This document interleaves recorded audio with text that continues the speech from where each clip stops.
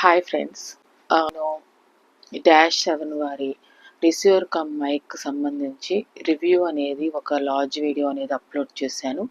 ఈ large video కానీ ఇంకా ఏదైనా ఫ్యూచర్లో నా ఛానల్లో వీడియోస్ అనేది మనకి మదర్ టంగ్ తెలుగులో కాకుండా మన తెలుగు వ్యూవర్స్ చూసేవాళ్ళు తెలుగులోనే వినడానికి ఇష్టపడతారు.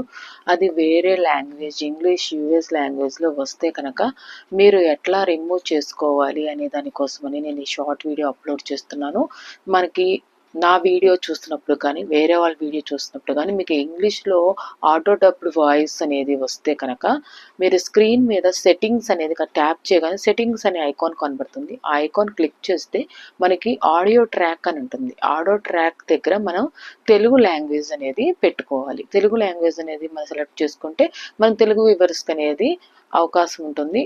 అది మనకి ఇంగ్లీష్ అనేది ఇప్పుడు ఇచ్చారు కాబట్టి ఈ ఆప్షన్ అనేది అలా యూస్ చేసుకోవడానికి అవకాశం ఉంటుంది. ఇది తెలియని వాళ్ళు తెలుసుకుంటారనే ఉద్దేశంతో నేను ఈ షార్ట్ వీడియో అనేది ప్రిపేర్ చేస్తున్నాను. మీకు యూస్ఫుల్ అయితే కనుక లైక్ చేయండి. ఇంకొంతమందికి మన తెలుగు ఆడియన్స్కి ఆటో డబ్బుడ్ అనేది ఆ వీడియోకి చూస్తున్నప్పుడు వ్యూవర్గా ఎలా తీసేసుకోవాలి, ఎలా చూడాలి అనేది తెలుస్తుందన్నమాట. అంతేకాకుండా ఒకసారి మీరు ఆటో డబ్డ్ వాయిస్ సెలెక్ట్ చేసేసి ఒకవేళ బ్యాక్కి వెళ్ళినారనుకోండి, అది మళ్ళీ మనకి ఆటో డబ్డ్ వాయిస్లోనే వస్తుంది. మళ్ళీ మన సెట్టింగ్స్లోకి వెళ్ళి అక్కడ ఆడియో ట్రాక్ అనేది తెలుగులో అనేది ప్లేస్ చేసుకుంటే మనం అందరి వీడియోస్ చూడొచ్చు. మనకు నచ్చిన వాళ్ళు చాలామంది వీడియోస్ నేనైతే చూడలేదు. నాకు ఈ ఆప్షన్ ఒక యూట్యూబర్ చెప్పినారు, కానీ నాకు అది తెలియలేదు. నేను వీడియోలోకి వెళ్ళాలి అని అనుకోలేదు.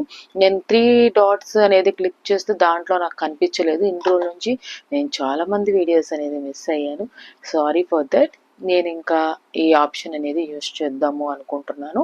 ఆటో డబ్డ్ వాయిస్ అనేది ఎవరికైనా మన తెలుగు కమ్యూనిటీలో ఉన్న వాళ్ళకి వస్తే కనుక నేను తెలుగు అనేది పెట్టుకొని నేను చూస్తాను. Thank you so much for all of